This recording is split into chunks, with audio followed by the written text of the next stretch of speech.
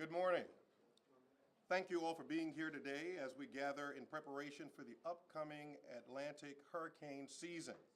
I want to extend my sincere appreciation to all our local and state leaders for joining us, our leaders from the South Carolina Highway Patrol, South Carolina DOT, SCEMD, and especially to our Governor, Henry McMaster, for joining us today. And it's an honor to be here with all of you at this time. With less than 3 weeks until the start of the hurricane season, this is a time for all of us, not just in government, but across our communities, to take stock, remain vigilant, and to recommit ourselves to readiness. In Charleston County, we know that the realities of hurricane season all too well. I continue to remember Hurricane Hugo, which continues to cause me to take cover every time I hear that it is hurricane season again. We've seen the power of nature and the resilience of our people. Each year brings new challenges, but it also reinforces the same truth. Preparation is a shared responsibility.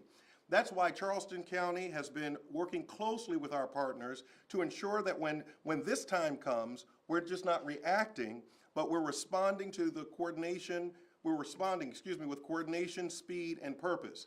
I want to thank all of the agencies represented here today for your partnership. We each have a role to play, and together we can help build the public's trust, not just during a storm, but long before it arrives.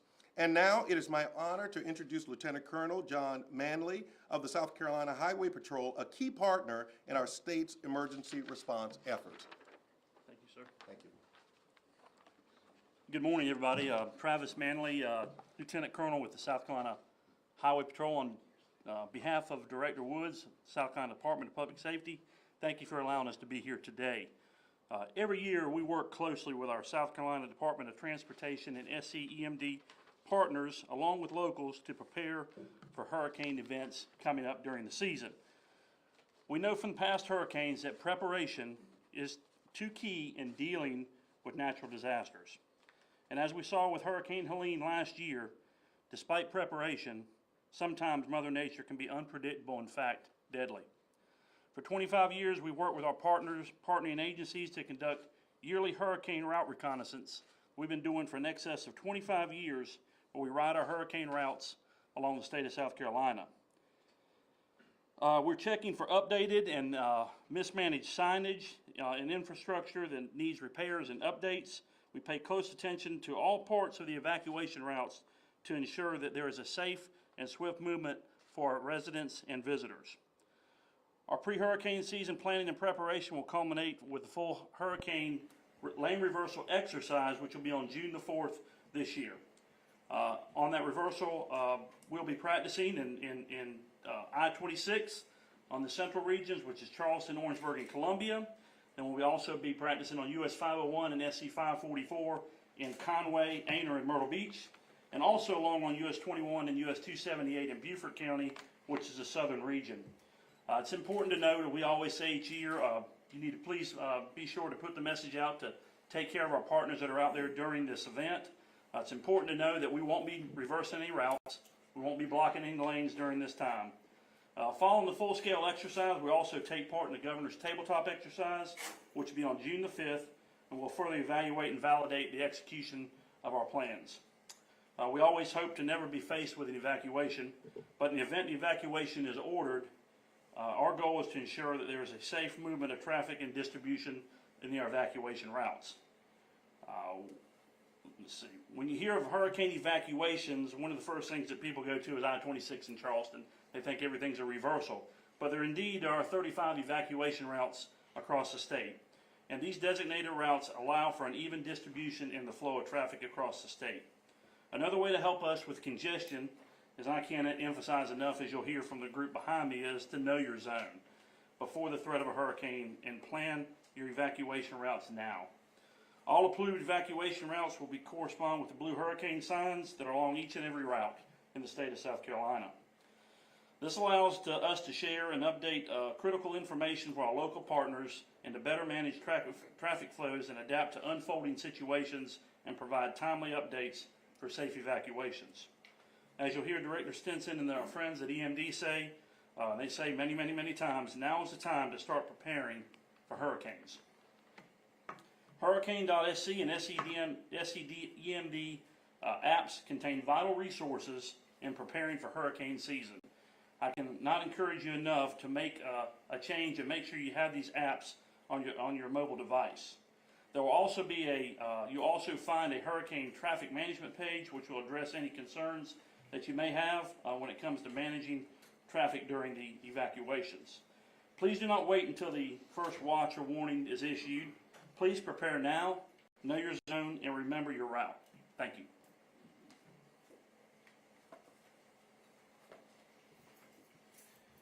Hey, good morning.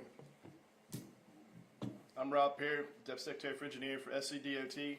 Just want to thank you all for having us here today. I want to thank the Governor for his leadership, not only during this previous hurricane season where we saw a hurricane in the upstate, which is unprecedented, where we picked up over 5 million cubic yards of debris.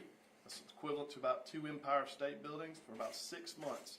But I want to thank the Governor for leadership through all hurricanes during his tenure to empower us to make the right decisions for the people of South Carolina and for our visitors to our great state that may not know what a hurricane is. As Colonel Manley stated, hurricane preparation starts during the wintertime. We route all 35 routes. We make changes as necessary to signing and marking.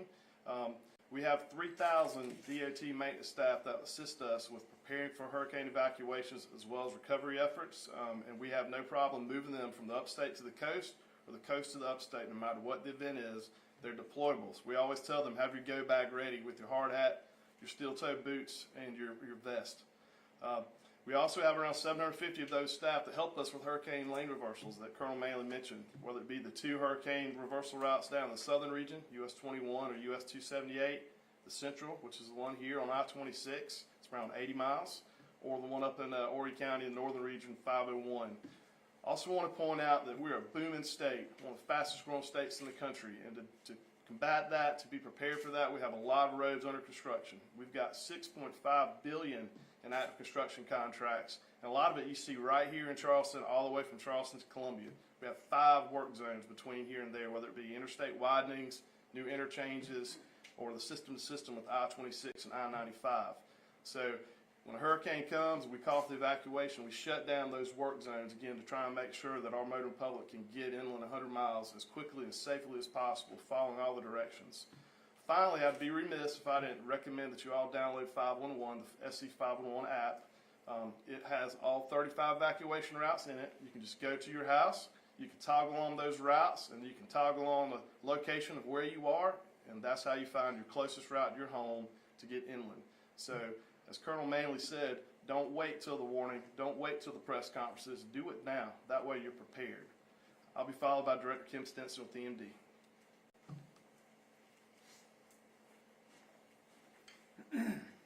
Yes, Kim Stinson, South Carolina Emergency Management Division.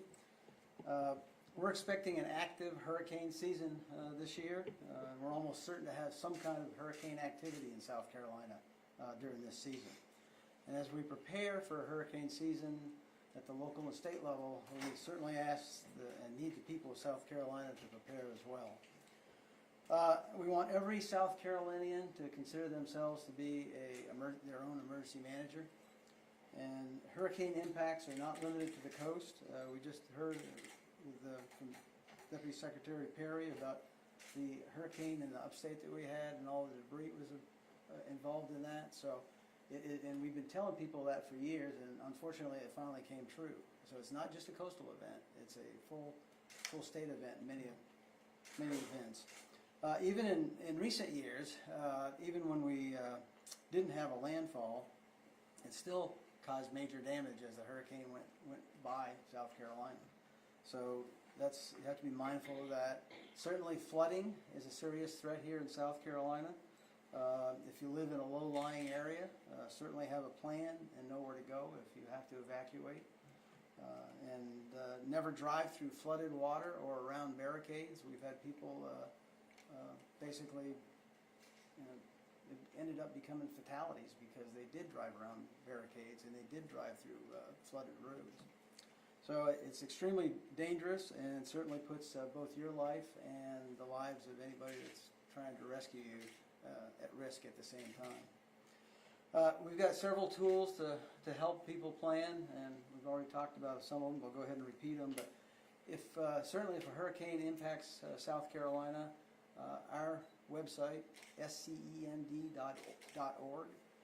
is a central clearinghouse for official disaster-related information, so that's an excellent resource that you can go to. You can visit hurricane.sc, which is basically an online version of the 2025 hurricane guide that you can have all the time, carrying that around with you. And it's got also quick access to the evacuation zones, and then also the Know Your Zone tool. We realize that many citizens don't know what zone they're in along the coast, and we certainly encourage them to find out, because the evacuations will be in fact done by zone. So printed copies of the hurricane guide is available a number of places. It's at Walgreens, Welcome Centers, it's coastal DMV offices, and being distributed to newspapers from the coast back up to the Midlands this month. And then finally, and Colonel Manley mentioned this, the app that we have, the South Carolina Emergency Manager app, lets you build checklists and keep everything in one place, and you've got it right at your side all the time. Most people keep their phones with them every minute of every day, but it helps you track supplies, emergency contacts, and what you need to do in terms of linking up with your family and that sort of thing. And it's available on Google Play and also at the App Store. So, reminder to make the best of the time right now while you still have time, and it means taking the opportunity to assess and finalize your long-term storm preparations. So we encourage everyone to, 1, know your zone, 2, prepare your home, and 3, remember your route. As a final note, we are very fortunate here in South Carolina to have an extremely experienced emergency management team from the local to the state level. And as Team South Carolina, we have planned together, trained together, exercised together, and most importantly, we've operated together over the many disasters that we've had in the last several years. So with that behind us, we certainly, moving into this new hurricane season, is that there's no doubt that we'll be prepared and ready to respond as we go through the hurricane season. Thank you. Thank you, Mr. Simpson. Well, just to finish up before we open up for questions, I'd like to thank all of you for being here to publicize the fact that we are entering hurricane season, and we know there's going to be some. We don't know if they're going to come to us, if they do come our way, and sometimes we don't know till just the last few minutes where they're going to be. We have weather reports from all over the world, but we cannot predict where they're going to go.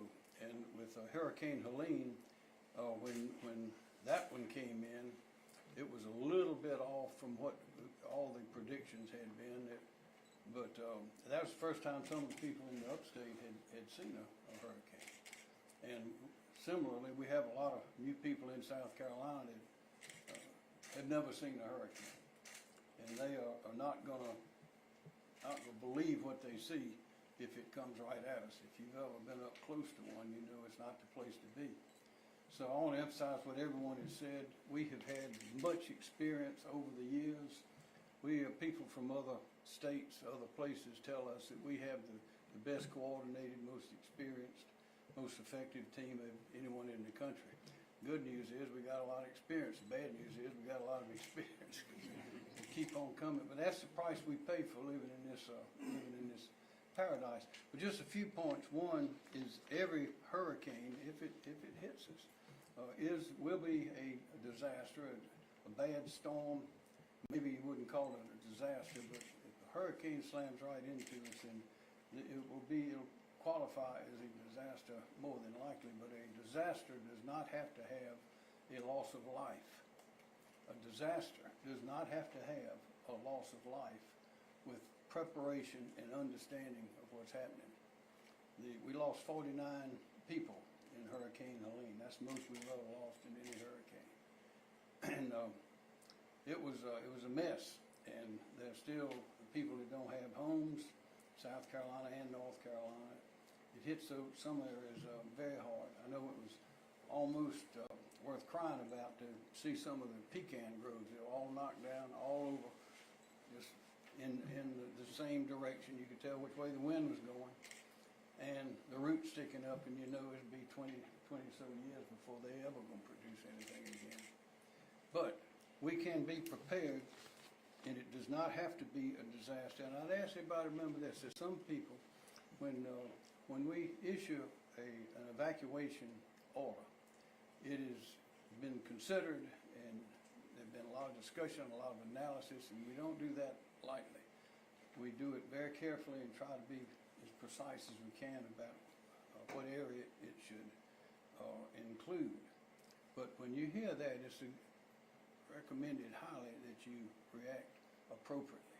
Don't decide you're going to have a hurricane party or you're going to wait it out, because typically those are the people that call and say 911. They call and say, "Can you come get me?" And the sheriff or EMS or any of the rescue operations, and there are plenty of them, will say, "We're sorry, we can't come get you until the storm is gone." So you'd be all on your own out there, and nobody can come get you. And after it's over, you're still going to have downed trees, you have electric lines, you have snakes all over the place, all those kind of things.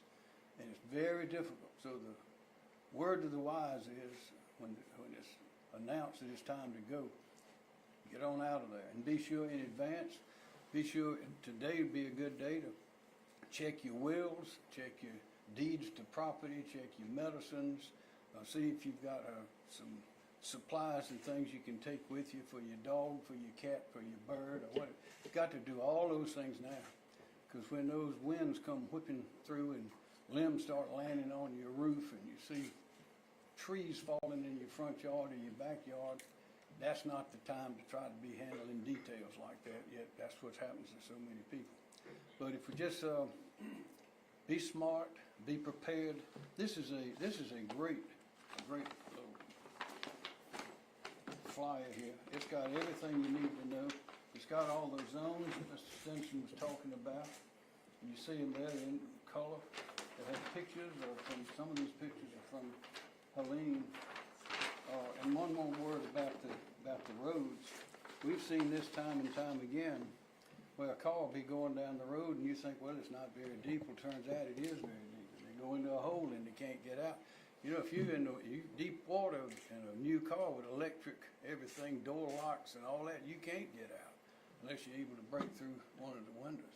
But just a little bit of water on a road, moving, you'd be surprised how fast it can move, can sweep that car off the road.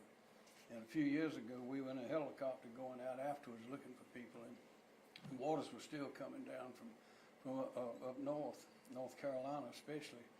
And we rode in the helicopter, went one way, and there were three men, I think it was three of them, on the hood of the car. We came back about 15 minutes later after we were calling others to come, and they were on the roof of the car.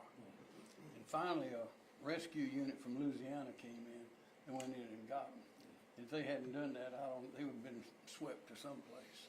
So these are dangerous things, but they don't have to be dangerous if we prepare. Listen to official sources. Don't get your information off of social media, because a lot of times it's not right. Listen to official sources, and you see them standing behind you and ready to help. Does anybody have anything they want to add before we? Any questions by anybody? Anyone? Yes, sir.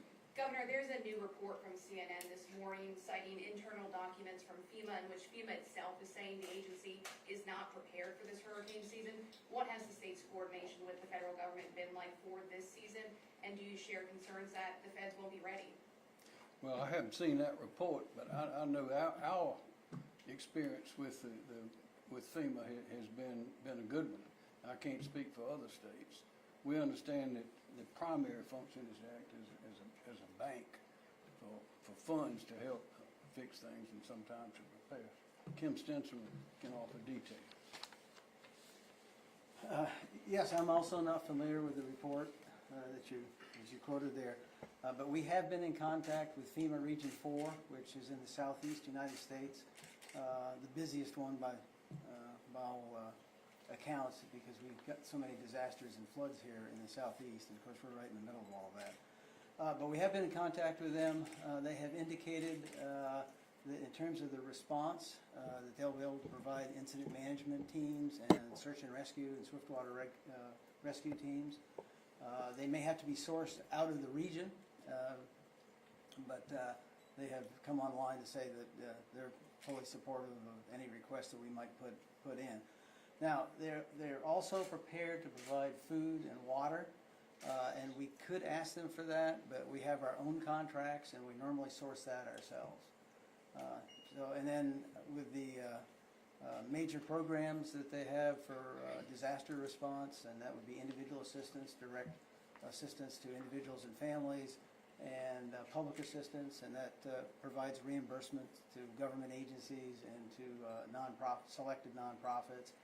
And then they also have a mitigation program, hazard mitigation program, that basically provides some level of funding, depending on the size of the disaster, for building projects that would lessen the impacts of future disasters. And that could range from anything from culverts to elevating homes to retrofits on buildings and that sort of thing.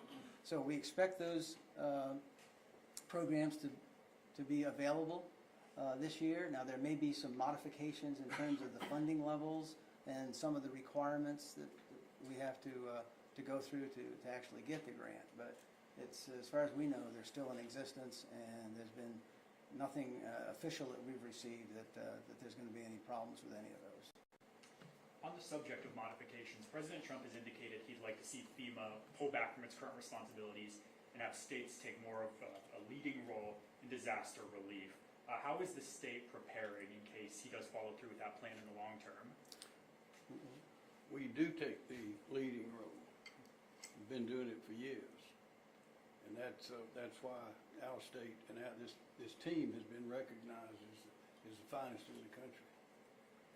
One of the things that we've done at the state level in cooperation with the local county emergency managers is that we've established a working group to take a look at what we might have to organize, how we might have to do business differently, anything from funding to actual operations. So we've got that group, and they're working to provide those recommendations. But right now, we do not have a whole lot of information to work with. So we're speculating in some areas, but that group is going to put together recommendations to see how we need to handle it at the state level.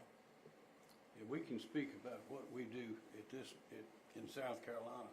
I know not what troubles people have with FEMA or anybody else in other states. I guess Director Stenson, sorry, Bernie, move back.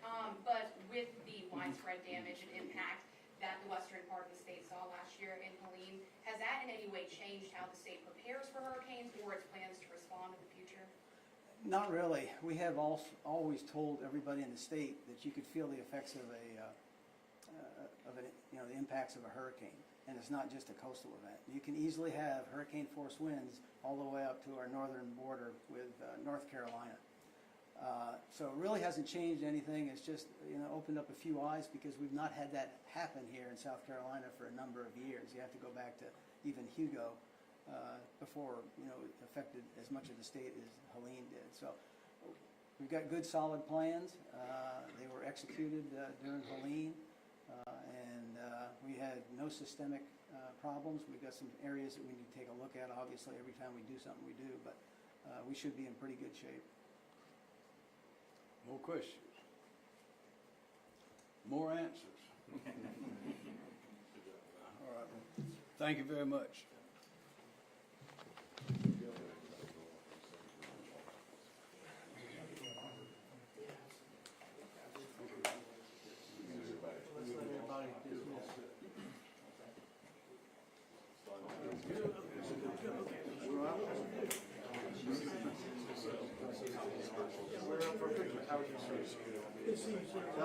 Good to see you, sir. Safe travels.